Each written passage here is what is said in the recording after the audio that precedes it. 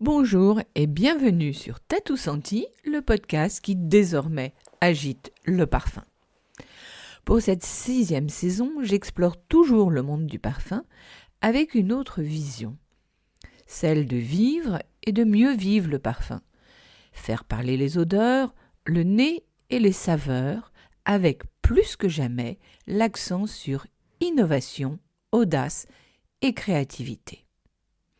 Chaque semaine, j'inviterai à mon micro des chefs d'entreprise, des parfumeurs créateurs et tous ceux qui participent à la recherche et à l'innovation.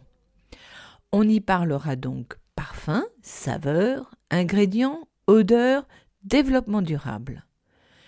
Autant de portraits et d'échanges bien sentis en mode passion et surtout en mode complice.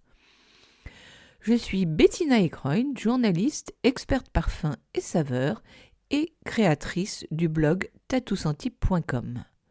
Pour ne manquer aucun des épisodes, je vous invite à vous abonner à Tatou Senti Podcast sur votre plateforme préférée. Et maintenant, bonne écoute et sentez-vous bien. Bonjour à toutes et à tous. Comme Paul Éluard aimait à le dire, il n'y a jamais de hasard, il n'y a que des rendez-vous. Eh bien, depuis son plus jeune âge, Pierre Marcolini a rendez-vous avec le chocolat. À tel point qu'il cultive sa flamme pour le cacao comme au premier jour. Pour Pierre, c'est cacao forever. Sa passion l'amène, en 2013, au Salon du chocolat, à dévoiler toutes les étapes de la fabrication du chocolat. Du jamais vu.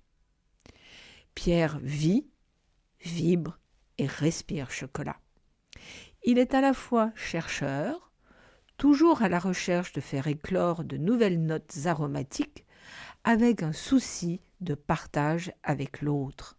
D'ailleurs, il m'avoue pouvoir donner du plaisir aux gens, les étonner toujours plus, avec un simple carré de chocolat, est quelque chose d'extrêmement important pour lui. Le chocolat lui permet de voyager pour toujours découvrir de nouvelles plantations. Ce n'est pas un hasard s'il a été le premier à parler, il y a déjà 25 ans, du bean to bar. Pour lui, la ceinture cacaoyère, la zone de terre autour de l'équateur, entre 20 degrés de latitude au nord et sud, n'a plus de secret. Alors, suivons donc ce globe-trotteur du chocolat, à la fois gourmand et gourmet, au cœur du chocolat de sa maison, pour mieux comprendre son rapport et son affection pour cet ingrédient.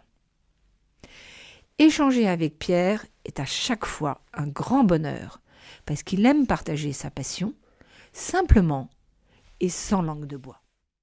Bonjour Pierre. Alors, Bonjour. Aujourd'hui c'est la présentation Noël, Oui. mais Tatou Senti va s'appesantir sur la partie chocolat.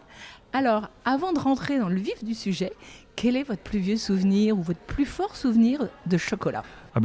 Mon premier souvenir de chocolat qui me revient, cette espèce de Madeleine de Proust. Il y avait une vieille maison en Belgique qui s'appelait la maison Victoria et faisait des bâtons de chocolat. Et à l'époque, une des grandes trouvailles en termes de marketing, c'est quand on ouvrait ce bâton de chocolat, il y avait des images de la famille royale et on avait un album. Mais revenons sur le chocolat. Et le chocolat, c'était un chocolat qui était un chocolat au lait avec des grosses noisettes à l'intérieur, grillées. Et j'ai vraiment ce souvenir-là. Il y a un deuxième souvenir qui me revient, c'est en Suisse, pour ne fâcher personne. Oui. Et donc, en Suisse, du côté du Valais, en pleine montagne, après une marche assez forte, un morceau de pain, tout simple, frais, et cette tablette de chocolat au lait qui vient se mettre dessus et que vous croquez en même temps que ce pain. Et ça, c'est deux beaux souvenirs qui me viennent comme ça de mon enfance. Alors, il y en a un troisième, puisqu'on est dans le moment de révélation, c'est quand même d'avoir été capable d'échanger mes jouets pour un dessert. Ah et donc, oui, Vous aviez quel âge ? je devais avoir 9-10 ans. Oui. Et c'était assez fou de se dire, Oui. mais tiens, il ne mange pas son dessert, je vais peut-être lui demander s'il veut me le donner. Et je l'ai échangé vraiment contre un jouet. Donc il y avait un troc entre un dessert et un jouet. Alors il y a 2 solutions qui s'offrent à vous. Soit vous allez voir un psy, ou bien soit vous allez vous en faites un métier. Voilà. Et moi j'ai choisi la deuxième solution. Et encore aujourd'hui, cette envie du monde de la gourmandise me reste, c'est quelque chose que j'adore, que ce soit le monde du sucré avec ce côté régressif. Alors heureusement pour nous, c'est que le monde du sucré a diminué le taux de sucre d'une façon drastique. Donc on est quand même sur des recettes aujourd'hui, on a divisé par 2, par 3, par 4 le sucre. Et donc pour laisser plus de place à la partie Et aromatique. ça, c'est pour le bonheur des gourmands, parce qu'effectivement, on croque dans le goût. Ouais. Aujourd'hui, vous avez une nouvelle origine qui est le Congo. Alors, comment ça s'est fait?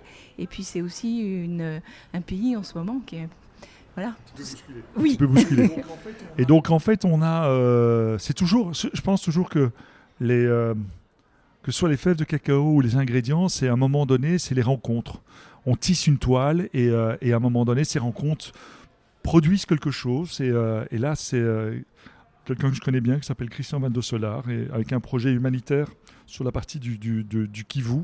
Donc c'est là où viennent les fèves de cacao. Donc on est quasiment à la frontière du Rwanda. Et en fait, ce qui s'est passé, c'est que il m'a dit, tiens, voilà, on a un projet humanitaire en essayant de rétablir des gens qui faisaient de l'agriculture et donc de plantation de cacao. Est-ce que c'est quelque chose qui peut t'intéresser? Et j'ai dit, envoie-moi 10 kilos, 15 kilos, puis on goûte ces fèves qui sont à 100% Trinitario. On trouvait qu'elles avaient de la saveur, qu'elles avaient de la profondeur, qu'elles avaient du goût. Et donc, à partir de là, on a commencé à établir effectivement un lien. Et à la fois dans ce projet humanitaire, mais en même temps, le fait effectivement de travailler une fève de qualité, ça nous a amené à faire cette tablette qui est à 82%. Alors, je le dis d'emblée, c'est une tablette qui a du caractère, c'est une tablette qui me ressemble, c'est une tablette qui ne laisse rien au hasard. C'est une tablette qui a du corps, c'est une tablette qui, quand vous avez goûté ce chocolat, il s'accroche à vous, il ne vous lâche plus. Comme dirait une grande amie qui m'a écrit ça. Et c'est vraiment ce qu'on ressent. D'accord. Et alors, sa recette, il y a des choses, il y a des points en la faisant dans lequel je veux dire, vous avez introduit une nouvelle façon de peut-être, où vous êtes adapté à ce chocolat. Donc racontez-nous. Mais surtout le fait d'être dans le mouvement, ce qu'on appelle le mouvement Bean to Bar, donc de la fève à la tablette, dont j'étais le pionnier en 2000, donc ça va faire l'année prochaine 25 ans qu'on a commencé. Qu'est-ce que ça apporte? Alors évidemment, c'est vrai qu'il y a le côté sustainability, le fait de travailler avec des fèves, etc. Mais fondamentalement, d'abord, ça procure un chocolat frais. Donc c'est-à-dire qu'à partir du moment où on torréfie, on construit effectivement le chocolat directement derrière. Et donc, on est en plein circuit court. Donc, il faut être conscient de ça. Donc, un circuit court, par conséquence, quand on est dans la partie aromatique, beaucoup plus d'arômes. La deuxième chose, effectivement, dans le cas qui nous occupe avec cette tablette, on a travaillé sur ce qu'on appelle une torréfaction lente. Une torréfaction, c'est un petit peu comme les cuissons lentes, mais une torréfaction lente, ça permet de préserver les premiers arômes délicats, floraux qu'on peut avoir. Et donc là, avec cette torréfaction qu'on a ajustée au degré près, et avec un compagnon qui est là depuis toujours, avec Alain, qui est le responsable de la maison Marcolini au niveau du chocolat. Et bien donc avec Alain, on a vraiment essayé de jauger ça. Laurent, mon chef d'atelier. Et donc on s'est dit, on veut préserver ces arômes. La deuxième partie, quand vous goûtez le chocolat, il y a des notes acidulées, de fraîcheur, qui sont dues vraiment par la fraîcheur du cacao, et sans doute ce qu'on appelle un peu communément un pH au niveau du sol, qui permet effectivement d'avoir une note un peu acidulée. Et puis effectivement, après, c'est intensité un peu de sous-bois qu'on peut avoir, presque terreux, mais qui est dans le bon sens du terme, cacaoté. Mais même si on est à 82% de cacao, donc 18% de sucre seulement, c'est pas pour ça qu'il y a de l'astringence, c'est pas pour ça qu'il est lourd, bien au contraire, il a une vraie profondeur. Et donc, travailler sur la torréfaction, ça a été pour nous un élément important. La deuxième chose, c'est le brassage de la masse de chocolat, ce qu'on appelle le conchage. Et là, on est parti sur 48 heures de conchage, qui ont permis effectivement d'avoir un chocolat qui est rond, qui est onctueux. Et et le fait de travailler aujourd'hui avec à la fois, Oui. je les appelle mes vieilles dames parce que ce sont des machines qui ont C'est mignon, entre mais c'est 40 et vrai, 50 c'est ans, ça. qui sont Ouais, un c'est peu nos l'âme de mamas, la maison. un peu à nous. Ouais, c'est l'âme de la maison. Elles sont là, elles sont fidèles, on ne veut pas les abandonner, bien au contraire. Elles nous patinent le chocolat comme je n'ai pas trouvé, voilà. Et on vient de faire entrer effectivement on a fait rentrer maintenant de nouveaux outils de production. Et donc, ce que j'aime bien, c'est le mélange entre ces nouvelles machines et les anciennes, entre le passé et le présent et le futur. Et j'aime bien ça parce que ça me rappelle d'abord ce qui se passe un peu au Japon. Le Japon, il y a la tradition, et puis derrière, il y a la modernité. Et ici, c'est pareil. On a gardé cette tradition avec ces vieilles machines qui sont les broyeuses, 3 cylindres, 5 cylindres, les conches. Mais en même temps, effectivement, on va travailler avec des nouveaux outils qui vont nous permettre effectivement d'améliorer encore plus loin la qualité d'un chocolat. Pour nous, c'est une vraie quête par rapport à ça. C'est toujours important de mélanger les deux. L'un apporte à l'autre et ça pousse encore plus loin, quelque part. Oui, je suis d'accord avec vous. Je pense que l'un, ça apporte à l'autre et on a besoin des deux. On a besoin des deux. Je pense que c'est comme dans la société. Il faut avoir cet équilibre entre les deux. Et dans le chocolat, on le ressent. Ouais. Alors, j'ai vu que autrefois, les tablettes Marcolini, c'était 9 carrés. Oui. Maintenant, c'est devenu 25. Voilà, et elles ont une forme, elles ne sont pas totalement plates. Non. Donc, pourquoi et comment est venue cette idée ? L'idée était de se dire, tiens, il faudrait changer un peu le look, mais surtout, on trouvait que les 9 carrés étaient assez épais et surtout, c'est toujours difficile un peu à casser. Et donc, on est parti sur l'idée de plus d'aisance dans la dégustation. Elles sont un peu plus lourdes, donc un peu plus généreuses aussi. Et puis le fait qu'il y ait des aspérités fait qu'effectivement, on va avoir des reliefs, mais même dans la dégustation. Il y a pas mal d'études qui démontraient que quand on mettait un carré de chocolat comme ça en dessous du palais et qu'on laissait fondre, le fait qu'il vienne épouser la forme du palais, ben, effectivement, on allait avoir, en aspirant plus, on allait avoir effectivement des arômes supplémentaires. Donc je vous invite à le faire, vous allez voir, donc 25 carrés à partager. Ok. Et alors, en fait, cette gamme, c'est, je crois, 10, 11 origines. Et j'ai cru comprendre qu'il y avait, entre autres, vous étiez peut-être un des seuls, ou le seul, vous allez me rectifier, à avoir une origine Chine. Alors, je vous confirme, je pense, le seul, en tout cas, à ma connaissance, d'avoir cette origine qui vient de l'île de Hainan. Et en fait, le fait d'avoir des boutiques en Chine, de voyager, oui, d'aller à la rencontre des autres, je pense qu'il y a cette espèce de passerelle, alors je ne dirais pas culturelle, mais en tout cas, cette passerelle du produit, de la découverte, que ce soit un superbe poivre, du Sichuan, que ce soit un thé comme du pu'er, par exemple, que je ne connaissais pas, avec une fermentation particulière. Et en regardant la carte, pour que les gens puissent comprendre, quand on regarde une carte du monde, on se dit, mais comment est-ce qu'on peut trouver des fèves de cacao en Chine ? Et en réalité, il y a ce qu'on appelle les méridiens. Et donc, effectivement, quand vous regardez les méridiens du cacao, ce qu'on appelle la ceinture du cacao, elle commence évidemment à la naissance du côté de l'Amérique du Sud, et puis on tourne, on va plus loin, on arrive à Sao Tomé, puis on est en Afrique. Et puis quand on continue, on arrive jusqu'au Vietnam, on continue encore, et puis on est en Inde aussi, hein, puisqu'on a des fèves de cacao du côté du Kerala. Et on arrive effectivement sur l'île de Hainan. Et là, on tombe sur des cacaoyers de type Trinitario. Et avec le gouvernement chinois, on a collaboré, effectivement. On est très fiers de pouvoir présenter cette fève de cacao et de mettre en avant un savoir-faire que les gens ne connaissent pas forcément. Moi, ce qui m'intéresse, c'est effectivement de me dire le chocolat peut être un véhicule pour voyager. Et je pense que c'est ça l'idée. Et alors, les Chinois aiment le chocolat ? Ils ont cette culture ou pas ? Alors les chocolats, je pense que les Chinois découvrent la culture du chocolat de qualité. Il faut se mettre à leur place. Je pense que pendant des années, il y a eu énormément, pour des raisons de régime politique bien sûr, du candy bar, comme on dit en anglais. Et donc c'est un chocolat qui, évidemment, comme on le sait, c'est pas vraiment du chocolat. Et donc il faut refaire tout un travail d'éducation en leur disant, mais non, je sais que vous pensez à chocolat et donc vous pensez à sucre, alors qu'en réalité aujourd'hui les artisans, et on en a des excellents en France et en Europe, on a effectivement eu ce souci de travailler sur des chocolats qui étaient pauvres en sucre, mais surtout effectivement énormément d'expressions aromatiques. Et là, par contre, ils sont sensibles, comme ils le sont dans le monde du vin. Hein. On sent vraiment qu'il y a une éducation qui se forme. Et là, on continue effectivement à prendre notre bâton de pèlerin et montrer qu'effectivement, on fait un chocolat de façon différente.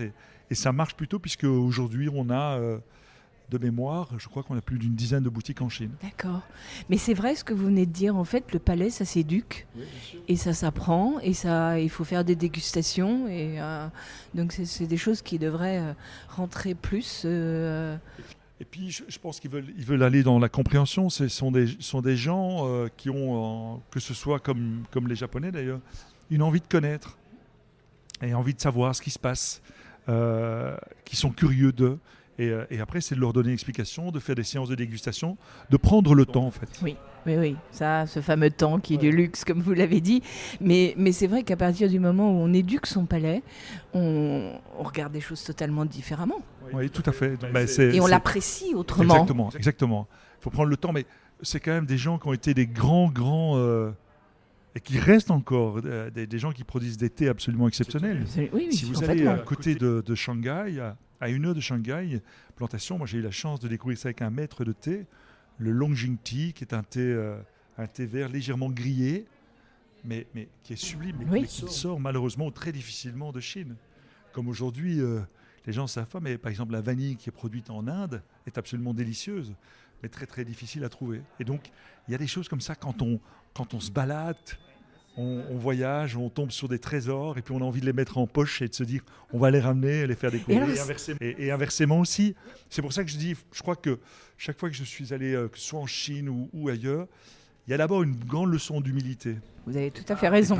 Et pas d'arriver en imposant les choses, mais plutôt gentiment, posément, avec beaucoup de bienveillance, en leur disant voilà, on a ça, qu'est-ce que vous en pensez, comment et je crois que ça marche. Dans l'échange. Oui, tout à fait, dans tout l'échange. Simplement, et le respect mutuel. Exactement. Je crois que c'est indispensable. Mais alors, elle est où cette vanille en Inde ? Moi, je l'ai rencontrée du côté du Kerala, du côté de Tamil Nadu. Oui. Et là, il y a surtout une plantation aussi de cacao avec lesquelles on travaille, avec chez Amish. Et cette plantation de cacao, elle a une particularité en termes de biodiversité. Oui. Juste à côté, il y a des arbres qui produisent de la noix de muscade. Et donc cette noix de muscade qui est une grosse coque, comme si c'était, et puis qui s'ouvre naturellement. Oui. Il y a cette membrane rouge qui est le massif. Et vous avez, si vous goûtez notre chocolat d'Inde, de Tamil Nadu, vous avez cette note un petit peu épicée. Hamid a été adorable, il faisait magnifique. Il nous a fait un grand buffet, on a mangé dans cette plantation de cacao. Et c'était juste magique. C'est des souvenirs absolument merveilleux. Et alors, cette vanille, elle a quelle particularité à cette vanille indienne ? Alors, j'ai malheureusement pas eu la chance de pouvoir la goûter, parce qu'ils m'ont dit, de toute façon, tu n'en auras pas. Donc, mais je n'ai pas dit mon dernier mot. Oui. J'y retournerai et je pense que je vais me capturer là-dessus. D'accord. Alors, pour conclure, en ce moment, il y a des hausses des tarifs des ingrédients un petit peu partout. Comment est-ce que la maison Pierre Marcolini regarde ça ? Mais elle regarde ça en se disant que c'est peut-être l'occasion de mieux rémunérer. Quand on regarde le cacao, le cours du cacao, qui est à $2500 la tonne sur les 10 dernières années, qui aujourd'hui est plutôt à 8-9 000. La première chose, nous sommes déjà à ce prix-là. La maison Marcolini payait déjà ce genre de choses. Alors c'est vrai qu'on a augmenté un peu les prix, mais pas d'une manière substantielle. On n'a pas doublé non plus. La deuxième chose, c'est que j'espère que les planteurs... on le fait nous, mais à notre petite échelle, mais j'espère qu'au niveau mondial, les planteurs vont pouvoir être rémunérés d'une meilleure manière. Et puis surtout, je crois qu'il faut arrêter de croire que le chocolat, c'est un produit de consommation courante. C'est pas du lait, c'est un boulot de fou, c'est un boulot dur, c'est un boulot compliqué. Une plantation de cacao, ça se fait à la main, etc. Et donc, il faut peut-être tout doucement s'habituer à payer ce prix-là pour du bon cacao. Écoutez, un grand merci Pierre. Mais ça reste encore des plaisirs absolument. accessibles malgré tout. Mais merci, c'est Merci toujours passionnant. Merci. À bientôt, merci. Merci, au revoir. À bientôt. Si vous voulez avoir plus d'informations sur mes invités, je vous recommande d'aller sur tatousenti.com et lire l'article. Si vous avez aimé cet épisode, vous pouvez soutenir Tatou Senti Podcast par un don. Le lien se trouve sur Tatou Senti Podcast Instagram et vous pouvez aussi écrire un commentaire sur Tatou Senti Apple Podcast. Enfin, abonnez-vous pour pour ne rater aucun des épisodes sur votre plateforme préférée. En attendant le prochain épisode mercredi prochain, sentez-vous bien.